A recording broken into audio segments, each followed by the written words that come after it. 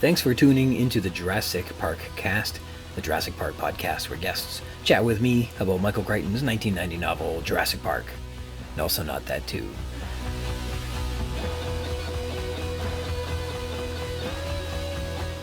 A big shout out to Christoph Oakes of Snail, and a big thank you to him for letting me use his band's music to score this podcast. You can find his music on Spotify and Bandcamp. Today's intro is from the song Grow Old or Don't, and our outro is Centipede. Both are from his debut album, Snail. Alright, my guest in this episode is Dr. Roger J. Lederer, who is an ornithologist who has consulted on programming for networks like the BBC, National Geographic, ABC News, NPR, Fox TV, Vanity Fair magazine, the Guinness Book of World Records, The Weakest Link, Who Wants to Be a Millionaire, and many more, and is a member of the emeritus and retired faculty and staff of Chico State University after teaching for more than 30 years, publishing more than 30 academic papers and 11 books, including Amazing Birds, Birds of New England, Latin for Bird Lovers, Beaks, Bones, and Bird Songs, and Birds, Ornithology and the Great Bird Artists. Alright, in this excerpt from episode 38, Tim, during the interview we touched on how bird names and dinosaur names are actually pretty similar. Check it out. I think bird names are really interesting. The book, Latin for Bird Lovers, the birds are the only group that has official common English names. There are 10,000 birds approximately, and they all have an official common name. That's unlike any other group of organisms. Every other group of organisms, any common name will work. And then of course, all these scientific names they're descriptive in different ways. Yeah. And some are named after people, some are named after the sound, some are named after geographic location, some are named after a description of the bird, whatever it happens to be. But they're all fascinating. I'm really interested in the background of some of these names, why they're called this or why they're called that. Both the English names and the scientific names. But I think it's really well organized in the ornithological world. And I think probably in the paleontological world too, because there's been so much study on it, and they really look at one or two species at a time and put that thing exactly where it belongs. So I think the paleontologists do a good job with taxonomy. Well, I feel like I've kind of got the hang of dinosaur names, like saying them. Some of them are tricky, like that whatever the Yubi Juraja thing was earlier. But bird families are big tongue twisters to me, and I'm just not ready for them. But when I was looking into it, there are a couple dinosaurs that are named after the Latin bird names, which is interesting. So the Gallimimus refers to a chicken, I think. Galliform, yeah, chickens and pheasants and peacocks. Right. And then there's the Struthiomimus, which is, I guess, the Struthiidae would be this ostrich. Right. Struthioformes. Well, there's order, and family. Family, all the orders, I think all of them end in IFORMES, and all the families end in IDAE. So that's pretty consistent. I think there might be a couple of exceptions, but it's pretty consistent that way. I think that there was one dinosaur that got maybe made redundant, but there was an Anatosaurus, which was referring to the ducks, the duck-billed dinosaurs. Right.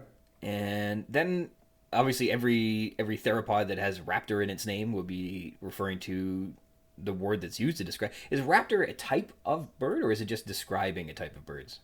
A raptor is yeah, well, it describes a type of bird, but also in general, raptor just means something that goes after prey with either big teeth or big talons or something like that. But there are also raptorial flies, so it applies to almost anything like that. That's a big predator, or a predator much bigger than its prey. Interesting. So like a sharp could be a raptor. That's interesting. And then one of the names that I came across, because I was looking at flycatchers, is the tyrannidae, which sounds like the terrific dinosaur category Tyrannosauridae, but it's a tyrannical species of bird instead. What terrific type of bird shares its name with the horrifying Tyrannosaurus? What is so tyrannical about a flycatcher? Well, they tend to be sort of aggressive, and they also can raise their feathers up on their head. So just like horses put their ears back and so on, they have an aggressive stance. Mm-hmm. But they're not particularly mean birds, except to insects.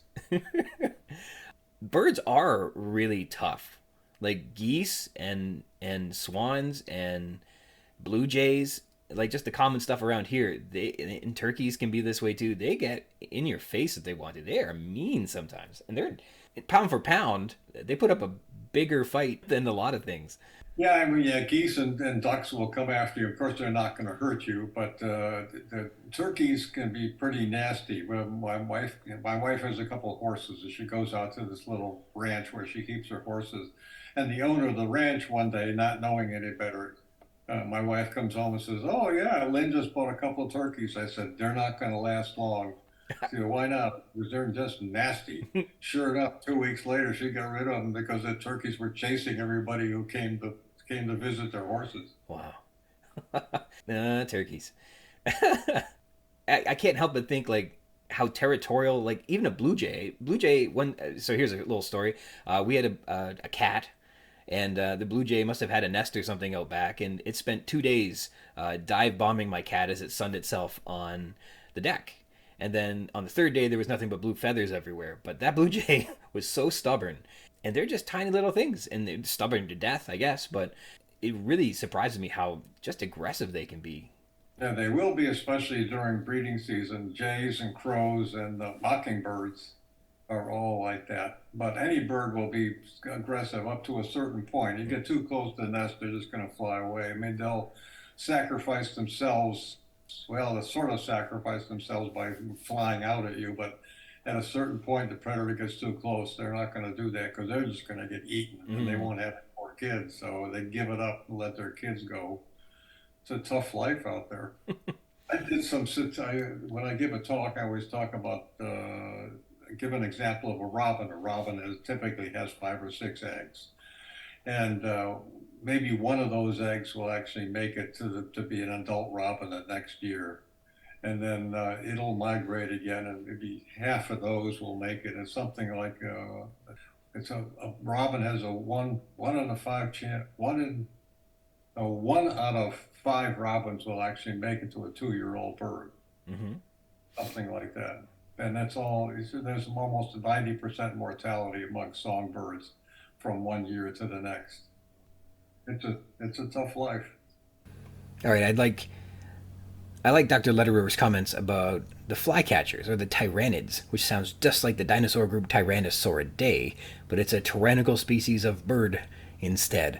Of all the birds that are said to be tyrannical, it's the flycatchers who got the name Tyrannidae, the tyrant ones. But Dr. Lederer gives the correct answer, of course, and it's one that's mimicked by Dr. Wu in Jurassic World, you'll remember. Monster is a relative term. To a canary, a cat is a monster. We're just used to being the cat, said Henry Wu. Or in this case, we're not used to being the fly. Similarly, considering how some birds behave today, it makes you wonder if their dinosaurian ancestors may have behaved in similar ways. The closely related dromaeosaurs might have had very bird-like behaviors. Maybe. Were they like mockingbirds? Were they like flycatchers? Were they like blue jays, or maybe turkeys? Surely, over the spans of tens of millions of years in the late Cretaceous, there are all types of dromaeosaurs behaving in all manners of ways, and it can be fun to imagine what some of them might have been.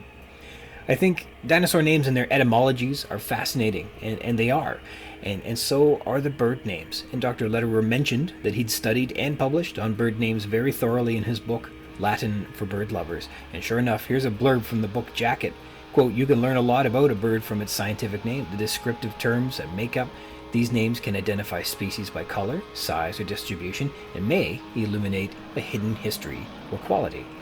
And the book accounts for about 3,000 bird names and goes on to demonstrate how the quail got its name Excalfactoria because the Chinese used to use these birds as hand warmers, or the turkey vultures got their name Cathartes from the Greek katharsis, which means cleansing or purifying, which I guess turkey vultures do to the environment as they're scavenging their meals. And the bald in bald eagle refers to the term piebald, which means to have a patch of white, which of course eagles have. They are not bald, and they don't really look bald, but they have a white patch, which is where the word comes from. So, it sounds like a really cool book. All right, a big thank you to you for tuning in as well. If you're interested in more of the podcast, you can find it wherever podcasts are, and just look for Juras-Sick Park Cast, and you can include those hyphens, or Jurassic Park Podcast. That might work too when you're looking. And if you like the videos, you can like and subscribe and receive notifications when a new one is available. There's obviously lots more to come. All right, until next time.